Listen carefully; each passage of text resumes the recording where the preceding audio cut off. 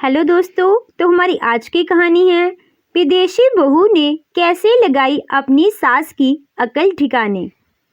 अरे, मैंने तुझे इसलिए ही पाल पोस कर बड़ा किया था कि तू बीवी के चक्कर में सबके सामने माँ को अपमानित करेगा। ये सब इसी की वजह से हो रहा है। सास ने दंदनाते हुए बड़ी बहू का हाथ पकड़ा और घसीट कर दरवाजे तक ले गई। इतना बड़ा तमाशा हो रहा था और सारे मेहमान भी देख रहे थे, मगर कावेरी जी को कोई फर्क नहीं पड़ रहा था। तभी सुहाना ने आगे जाकर सास को जन्नाटेदार एक थप्पड़ जड़ दिया, जिसकी आवाज इतने शोर की चीर गई, ये देख सबकी आंखें फटी रह गई। पूजा के तो हाथ पैर ही कांप गए। नई बहू का ऐसा रूप देखकर अभी सभी भी हैरानी में थे। रोहन भी खड़ा हल्के से मुस्कुरा रहा था। सास ने बदले में सुहाना को थप्पड़ मारना चाहा तो उसने सास का हाथ हवा में ही पकड़कर कहा, खबरदार, हिम्मत भी मत करना एनआरआई बहू पर हाथ उठाने की। मेरी एक कंप्लेंट सबको जेल भेज सकती है। ये सुनकर तो सास के पैरों तले जमीन ही खिसक गई। उन्होंने तो सोचा भी नहीं था कि 4 दिन की आई बहू पूरे माहौल की काया पलट कर देगी। रोबीली कावेरी जी आज बेदम सी खड़ी थी और सुहाना के थप्पड़ का जवाब तक ना दे पा रही थी। उनको याद आया कि कैसे वो मोहन से कहकर लक्ष्मी को पिटवाती थी। एक तरफ खड़ी लक्ष्मी को वो दिन याद आए जब उसकी सास ने मोहन को उसके खिलाफ भड़का दिया। मोहन ने उसे मार मार कर उसके शरीर पर घाव दे डाले थे। यही सोचते हुए वो कुछ याद करने लगी। सास ने जोर से आवाज देकर कहा, ओ लक्ष्मी, कहाँ मर गई? कब से चाय मांगी थी? लक्ष्मी अपनी बेटी के माथे पर बैठी ठंडे पानी की पट्टियां रख रही थी। उसको तेज बुखार था और वो अपने पति के ऑफिस से आने का इंतजार कर रही थी। सास दंदनाती हुई अंदर आई और लक्ष्मी को थप्पड़ मारकर बोली, यही सीख कर आई है क्या? सास कब से आवाज दे देकर चाय मांग रही है और तू यहाँ बैठी मनहूस की सेवा कर रही है। लक्ष्मी रोने लगी थी और उसकी 5 साल की बेटी भी उसका रोता हुआ चेहरा देखकर रो रही थी। सास कावेरी जी ने कहा, झूठी कहीं की, कहाँ है बुखार? कहकर सास ने पोती के माथे पर हाथ रखा तो लाकर बोली, अरे, जरा सा बच्चे शरीर गर्म क्या हो जाए तो तुम आजकल की बहुएं बुखार का बहाना बनाकर बच्चों की सिरहाने लाड़ प्यार करने बैठ जाती हो। काम ना करने का बहाना है। चुपचाप जाकर चाय बना। तभी घर में लक्ष्मी की ननद पूजा आते हुए बोली, अरे, चाय वो तो मैं भी पीऊंगी। मम्मी, मेरे सिर में बहुत तेज दर्द हो रहा है, गर्म सा भी लग रहा है। कावेरी जी ने तुरंत कहा, अरे, नजर लग गई होगी। अरे देखो तो कितना गर्म है माथा। कहकर सास पूजा को लेकर चली गई। बेचारी लक्ष्मी सुबकते हुए उठी और चाय बनाने लगी। अपनी बेटी की इतनी चिंता, यहाँ मेरी बेटी बुखार में तड़प रही है तो किसी को भी फिक्र नहीं है। कब से इनको फोन कर चुकी हूँ लेकिन अभी तक नहीं आए। लक्ष्मी ने सोचते हुए जल्दी से चाय बनाई और सास के कमरे में रखने गई। सास पूजा के माथे पर बाम लगा रही थी। लक्ष्मी चाय रखकर जाने लगी तो सास ने कहा, कुछ देर में मोहन भी आने वाला है, उसके लिए चाय के साथ कुछ खाने को बना दे। तभी पूजा भी बोल पड़ी, हाँ, मेरे लिए भी कुछ गरम गरम खाऊंगी तो ठीक लगेगा। पूजा का ये हर रोज का नाटक था। बाहर से अच्छी तरह से घूमकर आती थी और घर आते ही बीमार पड़ जाती थी। लक्ष्मी सास के डर से पकोड़े बनाने लग गई। आधे घंटे में मोहन घर आया तो लक्ष्मी ने आते ही कहा, सुनो जी, गुड़िया को तेज बुखार है, कब से पट्टियां भी रख रही हूँ मगर उतर ही नहीं रहा। मोहन ने चिल्लाकर कहा, अरे, कुछ देर रुक जाओगी तो मर नहीं जाएगी क्या? वो देख नहीं रही हो, अभी ऑफिस से आया हूँ। लेकिन तुम्हें इस सब से क्या मतलब होगा? तुम्हें तो खाने को मिल ही जाता है। मोहन लक्ष्मी पर बुरी तरह बरसकर अपने जूते उतारने लगा था। उसकी बातें सुनकर लक्ष्मी का दिल दुखी हो गया था। एक बाप अपनी बेटी के लिए ऐसा कैसे बोल सकता है? तभी सास आई और बोली, तेरी बीवी के तो बस अपनी बेटी का ख्याल है। अरे मैं भी तो माँ हूँ, तुम 3 बच्चे पाले हैं, इतने से बुखार में ही देखो कैसे घर को सिर पर उठा रखा है। लक्ष्मी चुपचाप किचन में चली गई और ट्रे में चाय और पकोड़े रखकर बाहर ले आई। उसे तो जल्दी थी कि कब मोहन नाश्ता करे और उसके साथ बेटी को लेकर हॉस्पिटल जाए। भाई बहन और माँ बैठकर नाश्ता करते रहे और लक्ष्मी जाकर फिर उसके माथे पर ठंडी पट्टियां रखने लगी। कावेरी जी मोहन से बोली, आजकल कुछ ज्यादा ही उछल रही है ये, इसका इलाज कर मोहन, नहीं तो ये हमारे सिर पर बैठ जाएगी। तभी अंदर से लक्ष्मी के चिल्लाने की आवाज आई। मोहन उठ ही रहा था तो माँ ने रोककर कहा, अरे कोई नया नाटक होगा इसका, छोड़ तू। इतने में लक्ष्मी वहीं आ गई और रोते हुए बोली, गुड़िया बोल नहीं रही है, कब से हिला रही हूँ, देखो ना चलकर। ये सुनकर मोहन अंदर भागा। उसने गुड़िया को जाकर देखा तो वो सच में बेसुध पड़ी थी, वो बेहोश थी। मोहन जल्दी से एम्बुलेंस बुलाकर पत्नी के साथ गुड़िया को लेकर हॉस्पिटल चला गया। वहां जाते ही उसको इमरजेंसी में भर्ती कराया। डॉक्टर ने कहा, तेज बुखार होने से बेहोश हो गई है, बुखार दिमाग तक पहुंच गया। अच्छा किया जो जल्दी ले आए, वरना कुछ भी हो सकता था। हमने इंजेक्शन दे दिए हैं, मगर जब तक बुखार नहीं उतरता तब आईसीयू में ही रहेगी। लक्ष्मी बहुत रो रही थी और मोहन उसे पास खड़ा देख रहा था। अगले ही पल उसने मोहन की तरफ नजर उठाकर देखा। कुछ देर पहले अपने क्या कहा था कि थोड़ा रुक जाओगी तो मर थोड़ी जाएगी। ये कहकर लक्ष्मी मोहन का चेहरा देखने लगी थी। मोहन की नजरें झुक गई थी। गुड़िया की ये हालत देर होने का कारण ही हुई थी। लक्ष्मी तो घर में गुलाम की तरह थी। एक तड़पती माँ कब से पति के आने का इंतजार करती रही कि कब वो आकर बच्ची को हॉस्पिटल ले जाएगा, लेकिन बात की गंभीरता को किसी ने समझा ही नहीं था, नहीं तो गुड़िया इस हालत से ना गुजरती। मोहन को अब जाकर अपनी गलती का एहसास हो रहा था। कुछ घंटे बाद उन्हें गुड़िया को देखने की इजाजत मिल गई, जो बुखार के कारण अब भी बेहोश थी। मोहन ने लक्ष्मी से घर जाने को कहा, मगर वो नहीं गई और ना ही मोहन गया। कावेरी जी ने मोहन को फोन करके कहा, अरे बेटा, घर आकर खाना तो खा लेता, पूरे दिन का थका हारा घर आया और इस कलमुही ने तुझे अस्पताल ले जाकर बैठा दिया। आवाज फोन से बाहर आ रही थी, जिसे सुनकर लक्ष्मी को गुस्सा आ रहा था। मोहन ने कहा, आप लोग खा लो, मैंने यहाँ खा लिया है, कहकर उसने फोन काट दिया। 3 दिन बाद गुड़िया की सेहत ठीक हुआ तो डॉक्टर ने उसे डिस्चार्ज करके घर भेज दिया। अब मोहन में एक बदलाव आ रहा था, वो ये कि अब वो दिन में कई बार फोन करके लक्ष्मी से गुड़िया के बारे में पूछता था और ऑफिस से आकर पहले गुड़िया से मिलता था। गुड़िया भी अब खुश रहने लगी थी। सास कावेरी जी ये सब कुछ देख रही थी। एक दिन मोहन के जाते ही सास ने लक्ष्मी को बुलाकर कहा, ये मिर्च ले जाकर छत पर सुखा दे, उसके बाद मेरे और पूजा के लिए छोले भटूरे बना दे।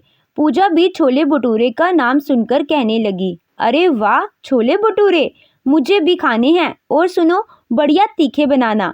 पूजा लक्ष्मी को भाभी कहकर भी नहीं बुलाती थी। लक्ष्मी ये सुनकर वो चक्की थी। उसने सास से कहा, मम्मी जी, अब जल्दी से छोले कैसे बनेंगे? छोले भिगोने को तो आपने कहा ही नहीं था, अब तो बहुत टाइम लगेगा छोले पकने में। इस बात पर पूजा का मुंह बन गया और कावेरी जी लक्ष्मी पर बिगड़ने लगी। बहुत जुबान चल रही है तेरी, कामचोर, कुछ करना ना पड़े तो बहाने बना रही है।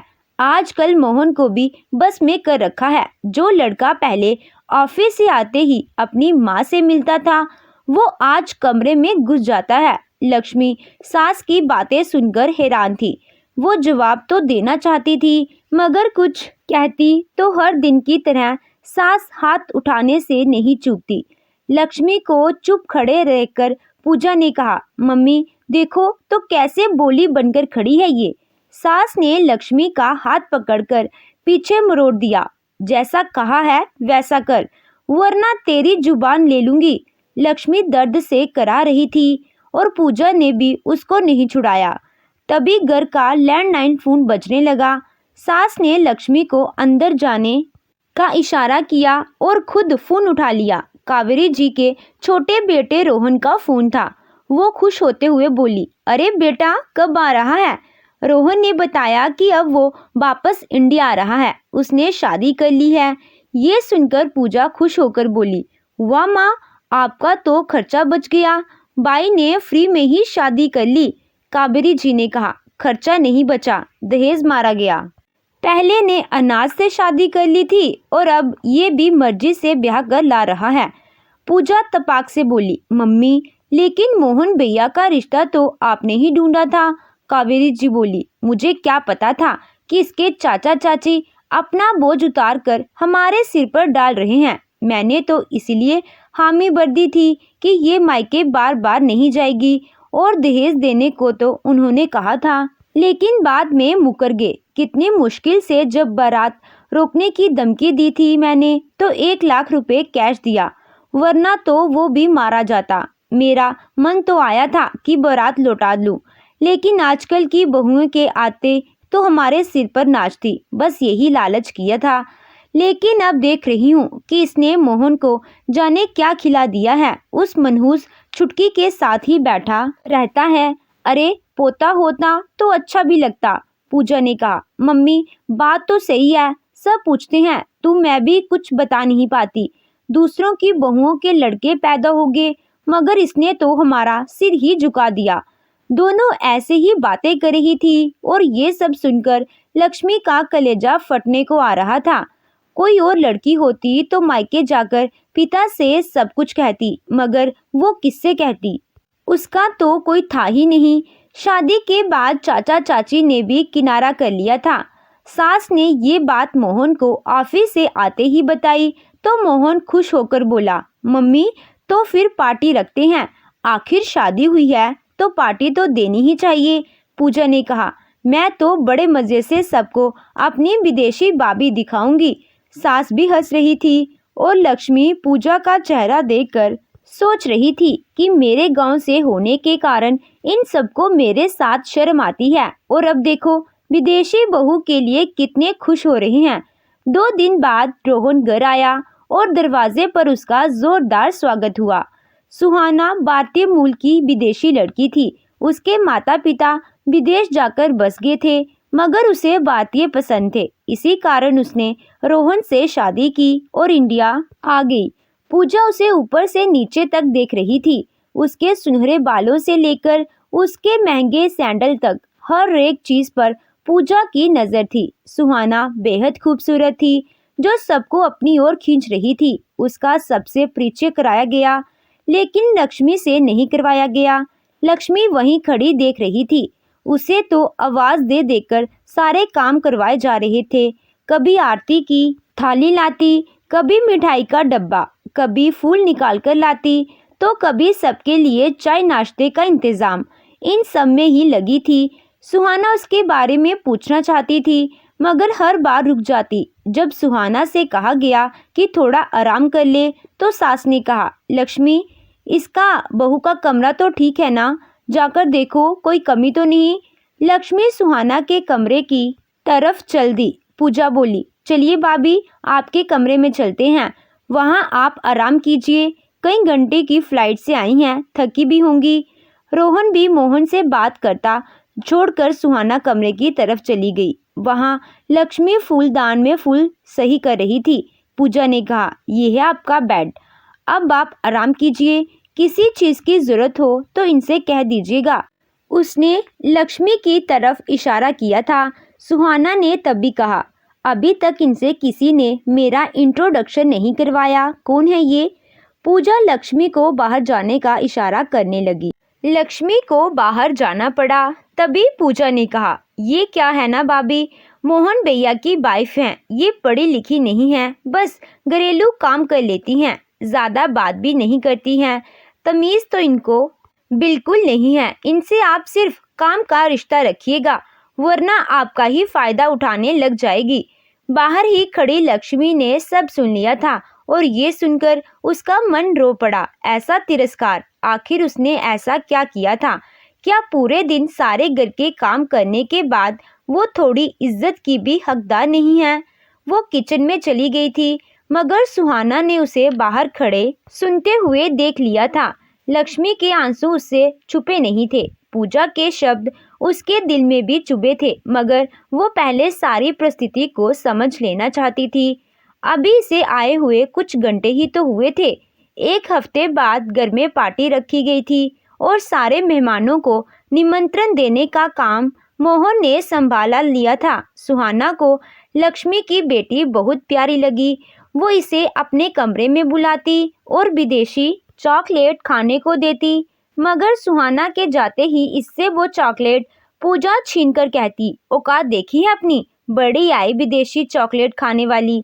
गुड़िया का रोना सुनकर सुहाना बाहर आई तो उसने उसे चुप कराकर पूछा कि क्यों रो रही है, लेकिन वो अपनी बुआ की आंखों से डर गई और अपनी चाची को कुछ नहीं बता पाई। वो दिन दिन तक यही देखती रही कि लक्ष्मी को नौकर की तरह सारा दिन काम पर लगाकर रखा जाता है। बेचारी ना तो समय पर खाती है और ना सबके बिस्तर पर जाने के बाद ही सोती है। एक दिन सुहाना ने कहा कि आज का खाना वो बनाएगी। पूजा का तो किचन से दूर तक कोई नाता नहीं था, तो वहाँ केवल दोनों देवरानी और जेठानी ही थी। सुहानी ने लक्ष्मी से बात करने की कोशिश की। उसने कहा कि उसने देख लिया था जब लक्ष्मी दरवाजे के पीछे खड़ी पूजा की बातों को सुनकर रो रही थी। सुहाना ने तो जैसे लक्ष्मी की दुखती रग पर ही हाथ रख दिया था। शादी के इतने सालों में पहली बार किसी ने उसे उसके दुख के बारे में पूछा था। आज काम करते करते सुहाना लक्ष्मी के बारे में सब जान गई थी। इसे बहुत दुख हुआ कि इतना सब करने के बाद भी इस घर में लक्ष्मी की कदर नहीं थी। सास ने मना करने के बाद भी वो लक्ष्मी के साथ इसके ही कमरे में समय बिताने लगी। पार्टी के लिए शॉपिंग की बारी आई तो वो लक्ष्मी को साथ ले गई। सास ने कहा, अरे इसको क्यों ले जा रही हो बेटा, इतना काम पड़ा है, इस उम्र में मुझसे तो होता नहीं है। सुहाना ने तपाक से कहा, अरे मम्मी पूजा से कह दीजिए ना, वो कर लेगी, मैं तो बाबी को लेकर जा रही हूँ। पूजा और उसकी माँ को इस बात पर बहुत गुस्सा आया, लेकिन दिन विदेशी बहू को कुछ नहीं बोल पाया। उसके जाने के बाद दोनों ने ये बात जाकर रोहन से कही तो रोहन ने कहा, अरे माँ, सुहाना ओपन माइंडेड लड़की है, वो कुछ नहीं सोचती है और बाबी को ले गई तो क्या हो गया। पूजा ने बाई से कहा, उस गवार को साथ ले गई, अरे उसे शॉपिंग करनी आती भी है क्या। और बाई, अपनी पत्नी का ऐसे साथ मत दो, तुमसे अच्छे तो मोहन भैया हैं जो अपनी पत्नी को अपने सामने चू करने तक का मौका नहीं देते। रोहन फटी आंखों से पूजा को देख रहा था। उसने इन दोनों से बहस करना सही नहीं समझा और घर से बाहर जरूरी काम कहकर चला गया। लक्ष्मी पहली बार ऐसी शॉपिंग पर गई थी।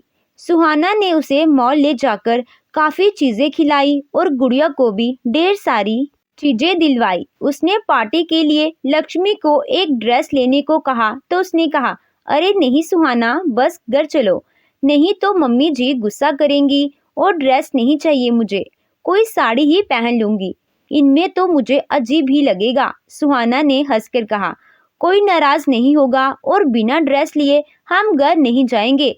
बहुत देर तक सुहाना की जिद के बाद लक्ष्मी को ड्रेस लेनी पड़ी, क्योंकि उसे जल्दी घर पहुंचना था। शॉपिंग करके तीनों घर आए तो रात होने को थी। उनको घर में घुसते देखकर कावेरी जी बिगड़ गई। ये कोई टाइम है घर में घुसने का?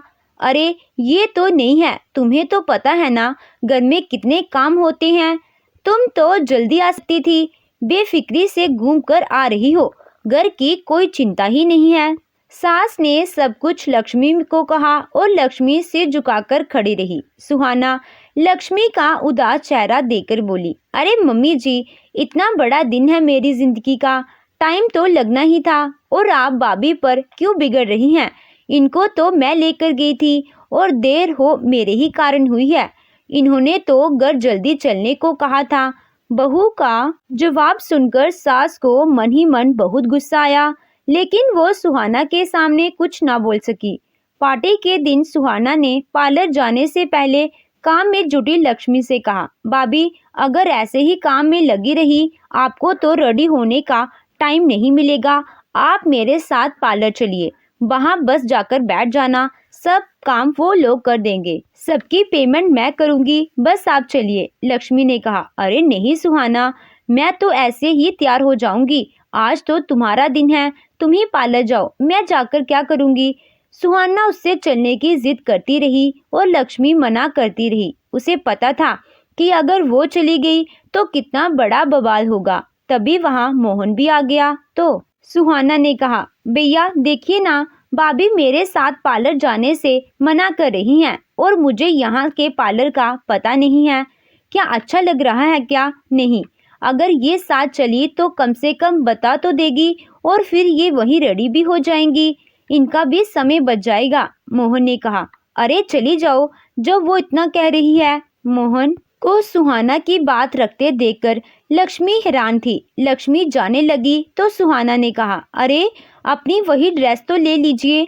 लक्ष्मी चौंक गई, उसने तो मोहन से परमिशन ही नहीं ली थी। जाने कहा, नहीं सुहाना, उसे पहनने के लिए मत कहो, यहाँ सब मुझ और नाराज होंगे और माँ जी को तो कतई अच्छा नहीं लगेगा, मैं साड़ी ही ले चलती हूँ। सुहाना को गुस्सा आया और उसने कहा, कब तक इनसे खौफ में जिएंगी, चुपचाप से ड्रेस लेकर मेरे साथ चलिए, देर हो रही है। लक्ष्मी बेबस थी, वो ड्रेस लेकर चली तो गई मगर दिल इतना डरा हुआ था कि इसे लग रहा था कि आज इसकी खैर नहीं। सुहाना ने मुस्कुराकर कहा, भाभी डरिए मत, आज तो भैया आपको देखकर चौंक जाएंगे, बल्कि उनके तो होश ही उड़ जाएंगे। दोनों के जाने के बाद जी ने जब लक्ष्मी को आवाज लगाई तो उसे घर में ना पाकर उन्होंने घर को ही सिर पर उठा लिया।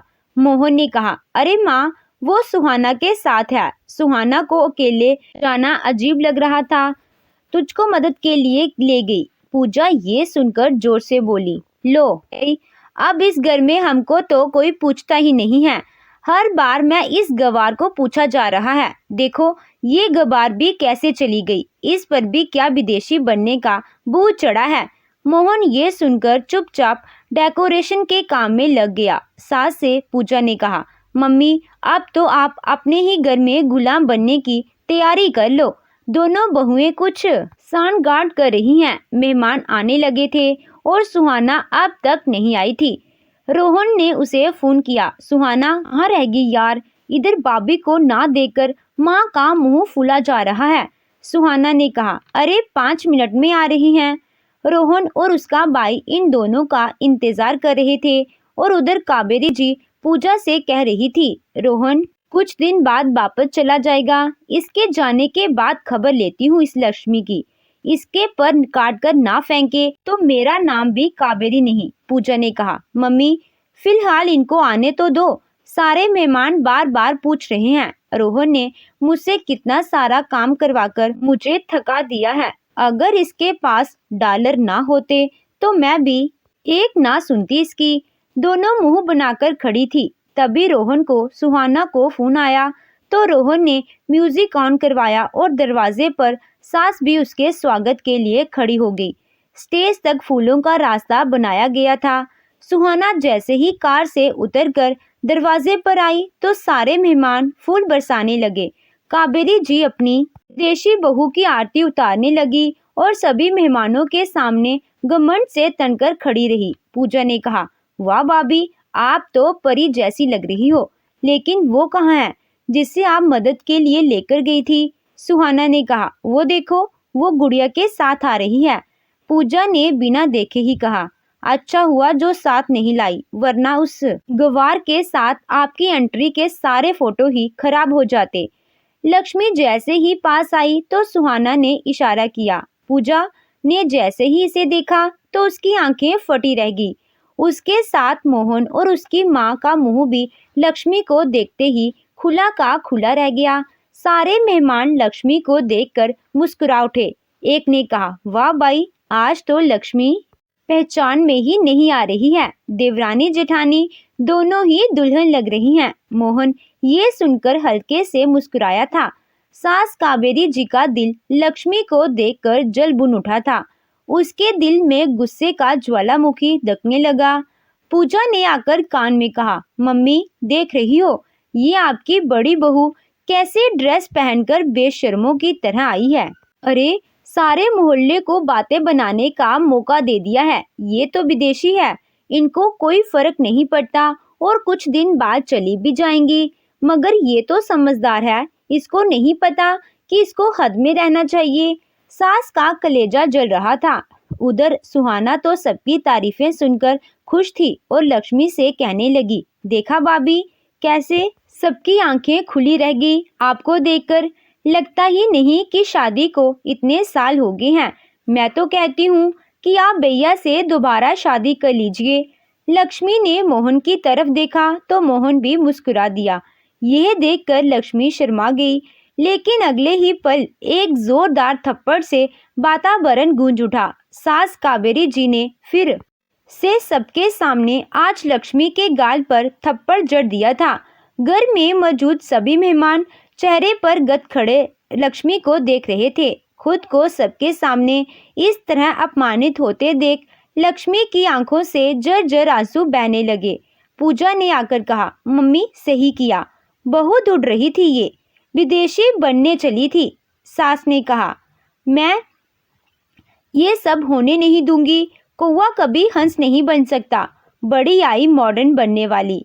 सुहाना से ये सब देखा नहीं गया और वहां से चुपचाप जाती हुई लक्ष्मी का हाथ पकड़कर बोली, एक्सक्यूज मी सासू माँ, आज नहीं इतनी जाती नहीं चलेगी। लक्ष्मी धीरे से बोली, जाने दो मुझे सुहाना, लोग देख रही हैं और मुझे तो इस सब की आदत है। आज तुम्हारा दिन है, तुम एंजॉय करो।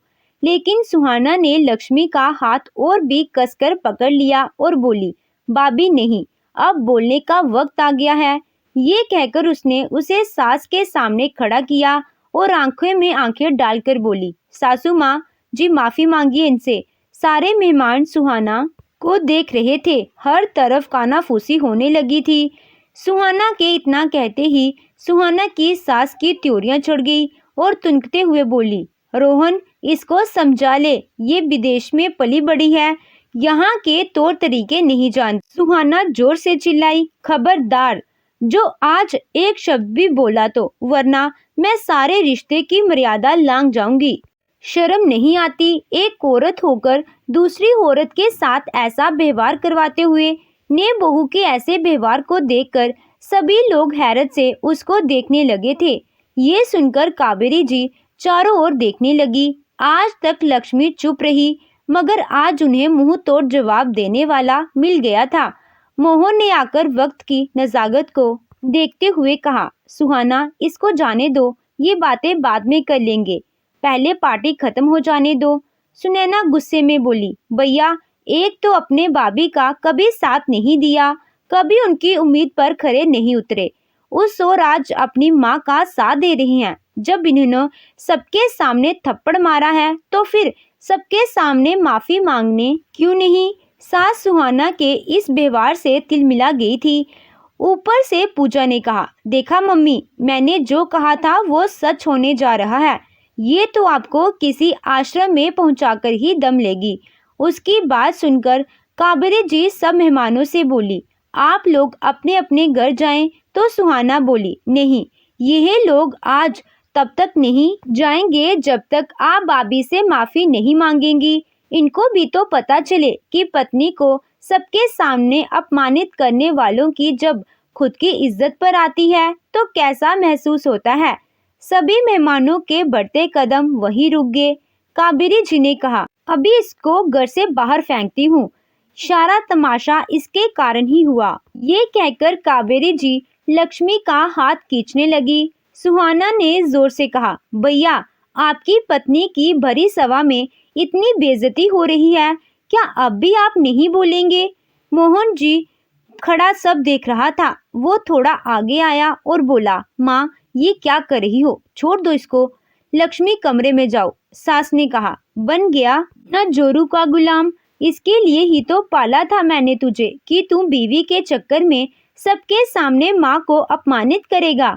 मोहन वही खड़ा देखता रह गया और वो उसे घसीटकर दरवाजे तक ले गई। इतना बड़ा तमाशा हो रहा था और सारे मेहमान भी देख रहे थे।